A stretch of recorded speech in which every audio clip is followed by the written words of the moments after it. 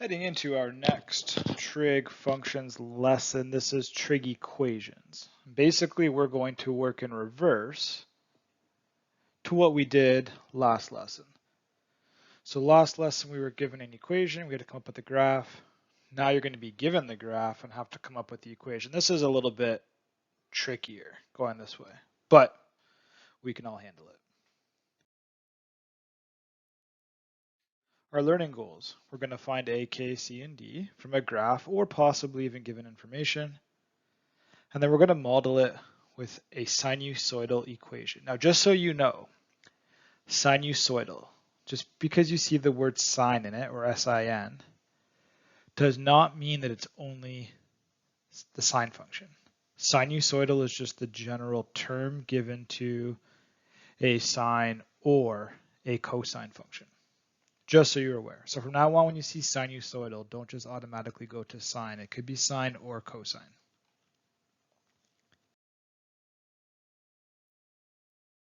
Our first example, determine a sine and cosine function for each. You're going to notice it says a. That just means that like these graphs, because they're periodic, there is literally an infinite number of equations you could pick that all represent the exact same function. So you might get something different than I do on a test. That's okay. So we're just going to come up with one for each. And again, there are an infinite number of equations you can come up with for a sinusoidal function. So where should you start when you do this? Well, I would calculate amplitude and the equation of axis to start. That should be your go-to. And remember, amplitude is your max minus your min divided by 2. What's my max? My max is 30. What's my minimum? Negative 10. Don't forget it's minus. So don't just be like, oh, that's convenient. Minus is there. 30 minus 10 is 20. Remember, it's 30 minus, and then our minimum's negative 10. That actually becomes 30 plus 10. So 30 plus 10 is 40, divided by 2 is 20. Now remember, amplitude gives you your A value. So we've already calculated our A value. We've already come up with one piece of our equation. Let's do our equation of axis next, which is just max plus min divided by 2. 30 plus negative 10 divided by 2. That's 20. 20 divided by 2 is 10.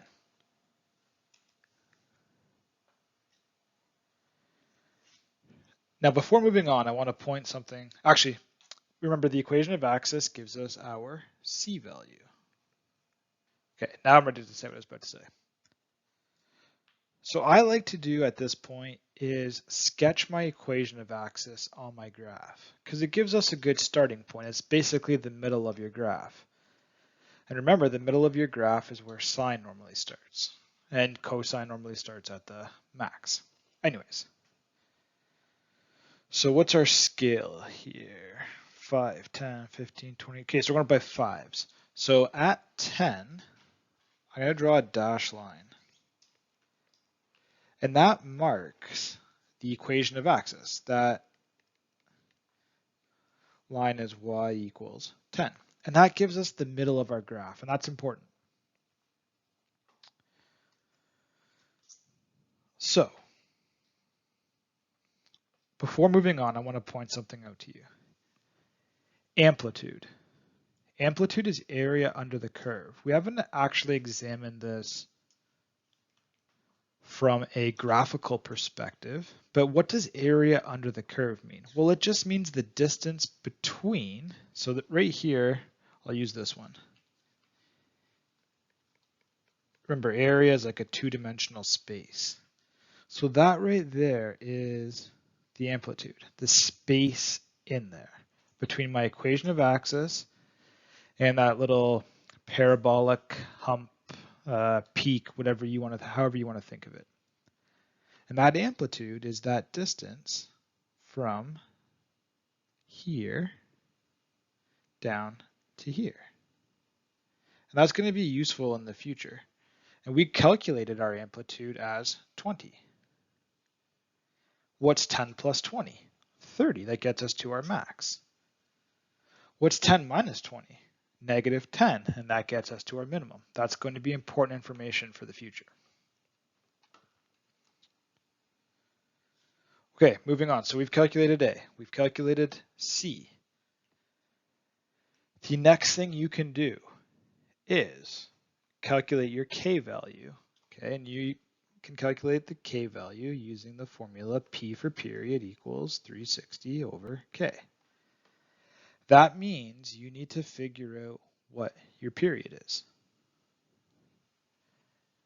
To figure out what your period is, pick a nice point, a nice coordinate. And by nice, I mean something that goes through the, the crosshairs or the T of a grid point.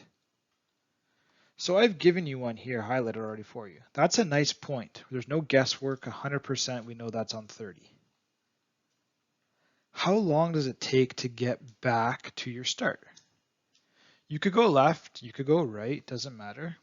So let's say you go right. I'm going around, trough, minimum, back up. Hey, I've reached my starting point again. I've completed one full cycle. What is the distance from there to there? Well, that goes from 30 to 90. That is 60 degrees. So my period thus is 60 degrees. Now it's important to note, that is not your K value. That's going to be a common mistake. Someone's going to tell me K is 60. K is not 60. P is 60. The period is 60. So 60 equals 360 divided by K. That's a simple equation to solve. Cross multiply and divide. K equals 360 over 60. 360 divided by 60 is, of course, 6. So we're almost there. So let's start coming up with our functions. So let's do sine first. So f of x equals my a value, 20. Sine. My k value is 6. And then x. Now we're going to leave some space here because we don't know what this is yet. We don't know what our d value is. And then plus 10. That wasn't too bad or too complicated of a calculation or series of calculations to get to that point. I would hope everyone could get to that point.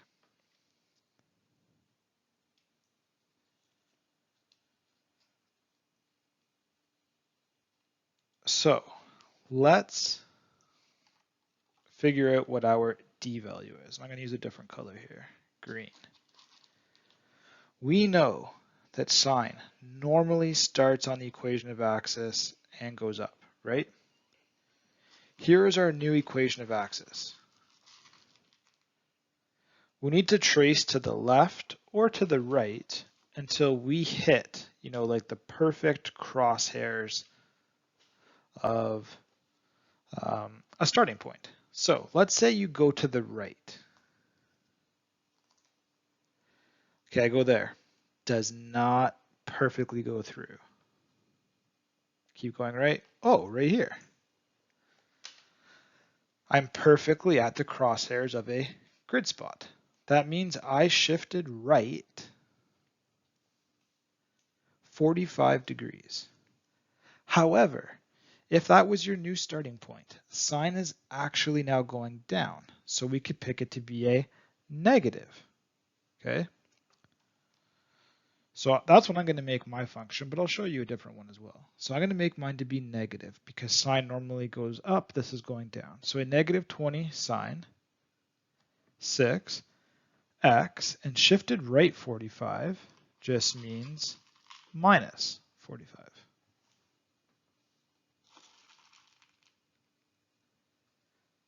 And there we've done one sine function. I'm not going to write another one, but I'll explain another one. Let's say you didn't want to go to the right.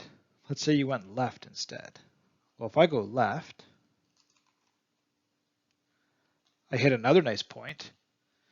You could have used that and said you go left 15 degrees. And your equation would become x plus 15 instead of minus 45.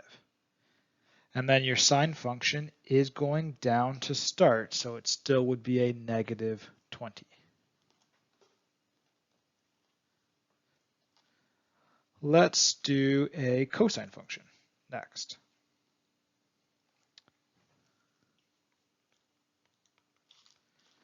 F of x equals a value 20 cos 6 x, I don't know what d is yet, plus 10. And this time maybe I'll use blue. Cos. Cos normally starts at your maximum point on the y-axis and goes down, just for reference. So, where are our maximums? We have a maximum, so we start here. Our maximum has been shifted to the right 30 degrees. There's one possibility, and cos is starting at the max and going down like it should, so we don't have to make it negative. You also could say to the left 30 degrees, and again we're going down to start, so we don't have to bother making it negative. So I'll pick one of those and then explain a third possibility. So let's say you pick the left 30 degrees. This would be x plus 30 degrees. Done. There is another graph you could pick for cos in which you don't even have to have any phase shift. Here is a nice point right down here on the y-axis, which is where cos and sine normally start. So if I said I started at the minimum and worked my way up, I wouldn't have to even worry about a phase shift. It would just be 6x, done, plus 10. But you'd have to make the 20 out front negative because you're going up. Again, there are a ton of answers to the same question. The key here is that you try your best not to guess, okay? So some of you might have looked at this point right here and been like, that's close enough. It shifts right 15. It's not, you can't say it's close enough. It has to, go right through that point. And if you would have picked 15, it technically would have been wrong.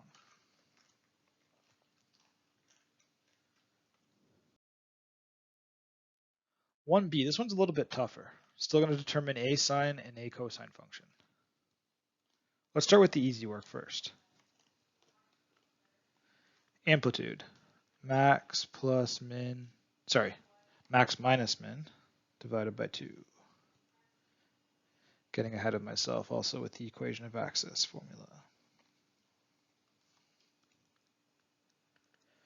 What's my max? 6. What's my min? 2. 6 minus 2 is 4 divided by 2 is 2. And that is our a value.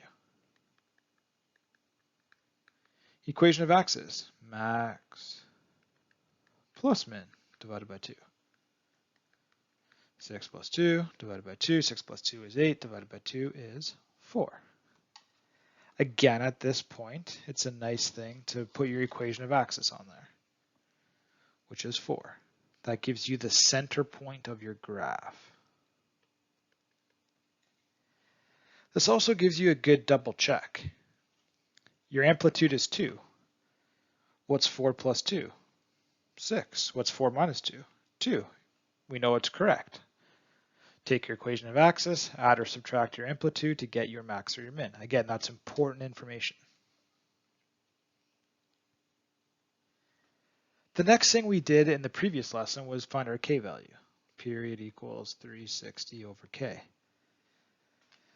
I don't know, looking at that graph, if I follow along, again, you got to look for nice points. So there's a nice point right there.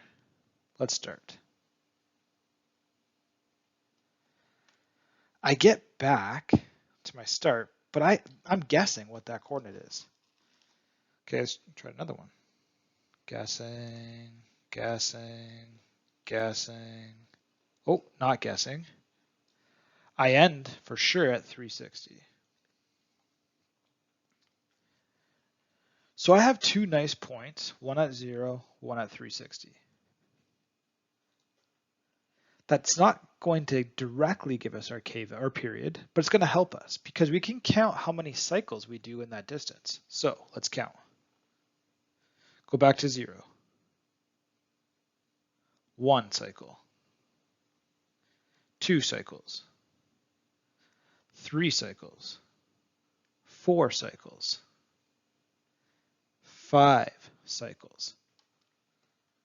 So we know that we do 5 cycles between 0 and 360. So if I want to get my period, it's just 360 divided by 5. I did 5 cycles in 360 degrees. Using our calculator, that gives us 72.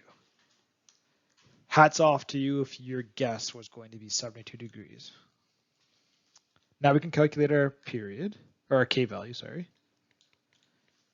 72 equals 360 over k, cross multiply and divide, k equals 360 over 72, which we already know what that number is. We've already done it in a roundabout way. 360 divided by 72 is 5.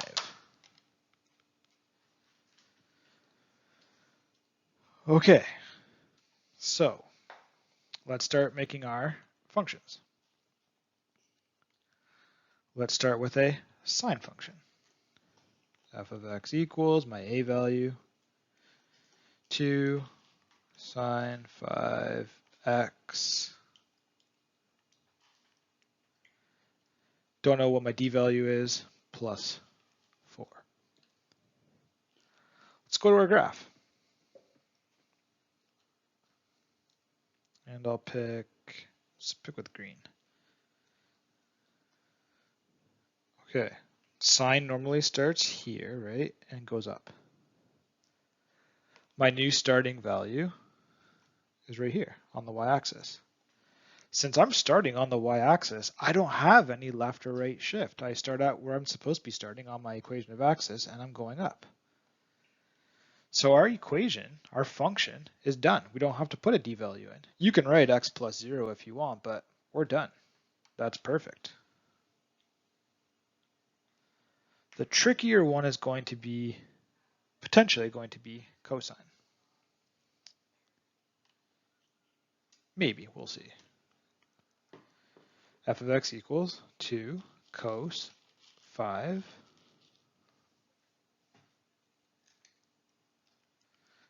x and plus 4.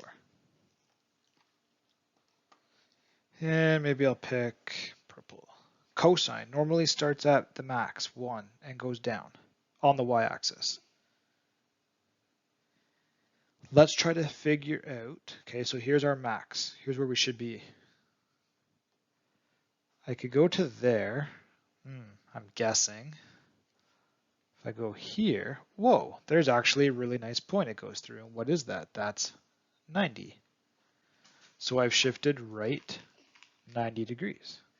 And I'm going down as cosine should, so I don't have to worry about making my amplitude or my a value negative. So x minus 90 is one possibility.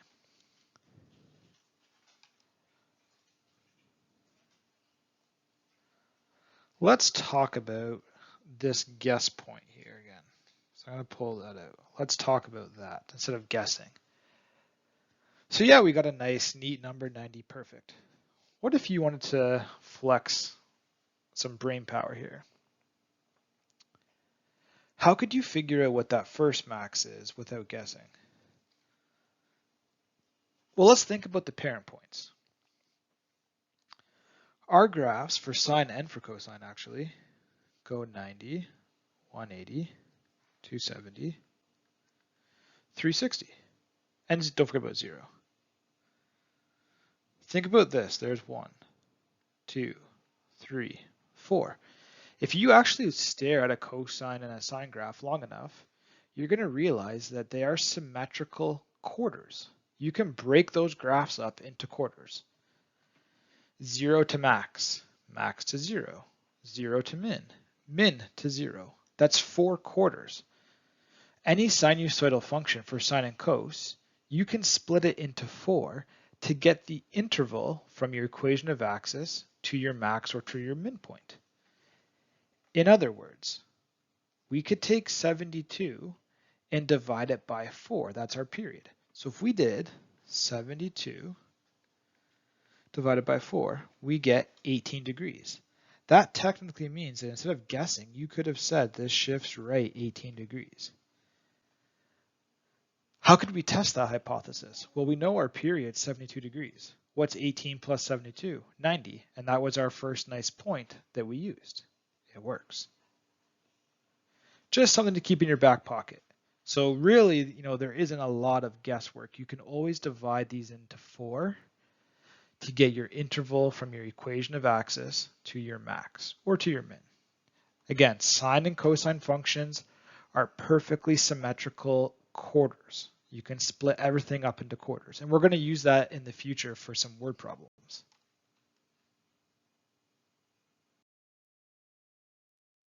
Example 2a and 2b, we're switching gears here. I'm going to give you some information, and you're going to give me the graph, or the function. I mean, if you wanted to sketch the graph, if that helps you, you can, but you won't be required to. So we know we want to do a sine function.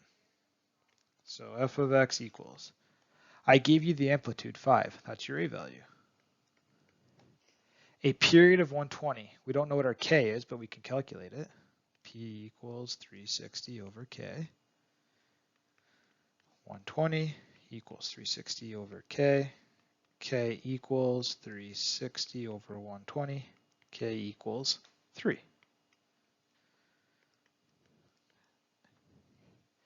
Shifted left 45 degrees, that would be x plus 45.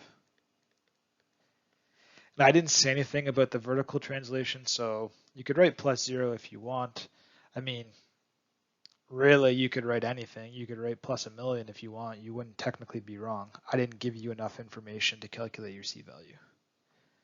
So to keep it simple, we won't put anything there. If you want to be creative, write your favorite number. And you won't be wrong. 2b, determine a cosine function. Okay, same idea. F of x equals an amplitude of 2, okay, cos, a period of 216, so P equals 216 over K. Oops, 360 over K. Getting ahead of myself here. Let's start that over. P equals 360 over K. Period is 216. K equals 360 over 216, and 360 divided by 216. Now that's not a nice number, so we're going to leave it as 5/3. Okay, we're not going to round, we don't want decimals. 11U kids, we want to keep getting more and more comfortable with fractions. So 5/3 x. I actually didn't give you enough information again to calculate the phase shift left and right. So I would just leave it like this. If you want to, you could come up with your phase shift if you really want to, but you're not required to.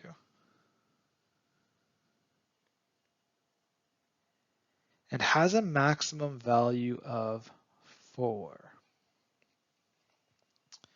That is not your C value. I actually didn't give you your C value.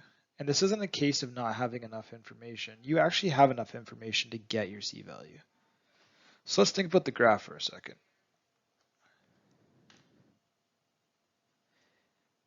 So I'm just going to draw that for our maximum.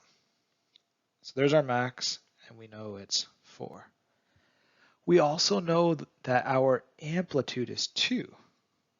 And we know that the equation of axis, our C value, cuts across the middle.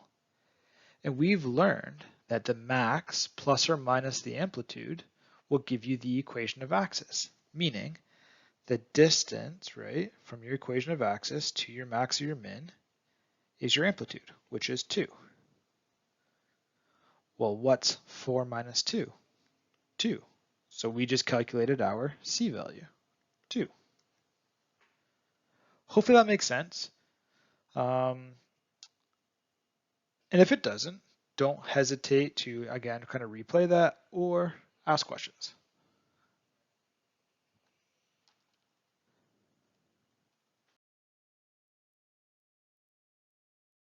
There is your C work, and again, some test review to work on that will be posted on T2L. That is it for this lesson. The next lesson, just so you are aware, has been split into 2. It's still one lesson, lesson number 5, but it's been split into 2 videos. The first video was recorded in a previous year, so ignore any references to old things or dates or whatever. Just pay attention to the content. And then the second half of that lesson is going to be recorded now. So just watch out for that. And then that's it for your last unit. And then you have your bonus unit that you can work on should you choose to. Thanks for listening. Happy trigging.